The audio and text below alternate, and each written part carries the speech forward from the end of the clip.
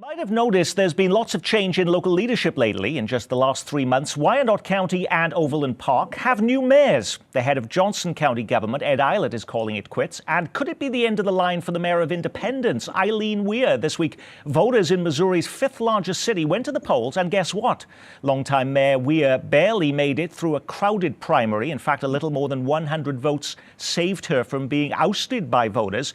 The mayor came in second to Missouri state lawmaker Rory Rowland. That means she gets to fight another day. She'll face off against Rowland in the April general election. But 5 people running against the mayor this week in Independence, they all said the city is desperately in need of change. What are they so unhappy about, Steve? They have a lot of things to be concerned about. When you have the FBI snooping around, looking at city contracts, that's an issue. The timing of the story this week about police overtime, officers over $100,000 in overtime, that probably falls at the hands of the city manager in Independence as opposed to the mayor, Nick. But nonetheless, it makes it look like things are a little bit out of control in Independence. And it's that kind of thing that voters are reacting to. Yeah, what Steve's talking about there was one Independence police officer earned more than $263,000 last year, making him the highest paid city employee. That's a lot of overtime, Eric. Yeah, that's a lot of overtime. That's a lot of overtime and sick time.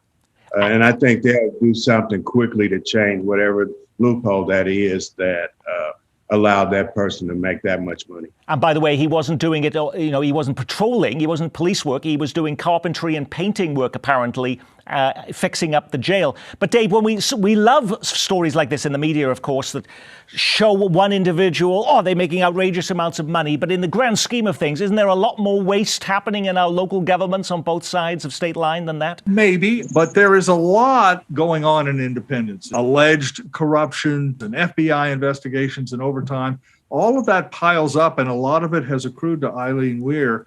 And that makes her a long shot, I think, in April.